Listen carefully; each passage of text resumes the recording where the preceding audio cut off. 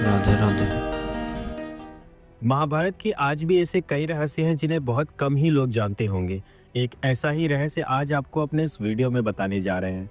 वह रहस्य यह है कि महाभारत में एक नहीं बल्कि तीन तीन कृष्ण थे। महाभारत में पहले कृष्ण महर्षि वेदव्यास थे, जिन्होंने महाभारत की रचना की थी। इनकी माता का नाम सत्यवती और पिता का नाम महर्षि पराशर था। इनका असली नाम श्री कृष्ण द्वैपायन था। इस संबंध में दो कथाएं मिलती हैं।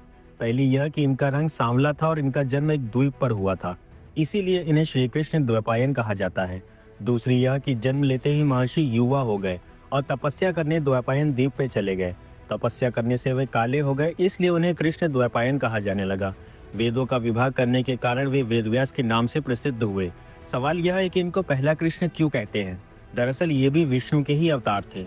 श्रीमद् भागवत में भगवान विष्णु के जिन 24 अवतारों का वर्णन है, उनमें महर्षि वेदव्यास का नाम भी है। महर्षि वेदव्यास की कृपा से धृतराष्ट्र, पांडु और विदुर का जन्म हुआ था और इन्हीं की कृपा से गांधारी के 100 पुत्र हुए थे। महाभारत में समय समय पर इनकी भूमिका बहुत ही महत्वपूर्ण रही है। महर्षि वेदव्यास ने संजय को दिव्य दृष्टि भी प्रदान की थी, जिससे संजय ने धृतराष्ट्र को पूरे युद्ध का वर्णन महल से ही सुनाया था। धर्म ग्रंथों में जो अष्ट चिरंजीवी बताए गए हैं, महर्षि वेदव्यास भी उन्हीं में से एक हैं, इसीलिए इन्हें आज भी जीवित माना जाता है। महाभारत के दूसरे श्री कृष्ण के बारे में तो सभी जानते हैं, जिन्होंने हर समय पर पांडवों का साथ दिया और अर्जुन का सारथी बनकर कुरुक्षेत्र के युद्ध में उन्हें विजय दिलाई। वही महाभारत के महानायक थे। महाभारत के तीसरे कृष्ण को नकली कृष्ण कहा जाता है। पुंड्र देश के राजा का नाम पौंड्रक था। इसके पिता का नाम वसुदेव था, इसीलिए वह खुद को वासुदेव कहता था। यह द्रौपदी स्वयंवर में भी वह उपस्थित था।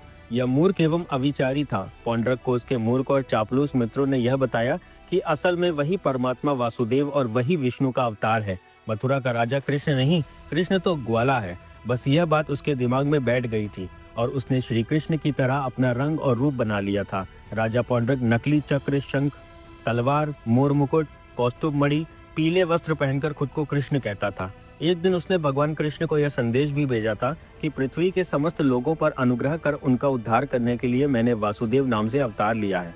भगवान वासुदेव का नाम एवं वेश धारण करने का अधिकार केवल मेरा है।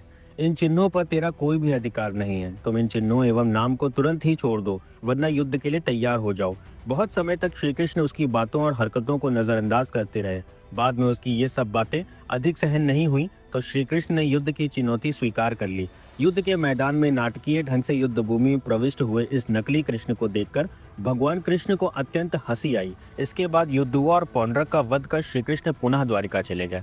तो आज का हमारा यह वीडियो आपको कैसा लगा, हमें कमेंट करके बताएं। साथ ही चैनल को सब्सक्राइब करना ना भूलें। राधे राधे।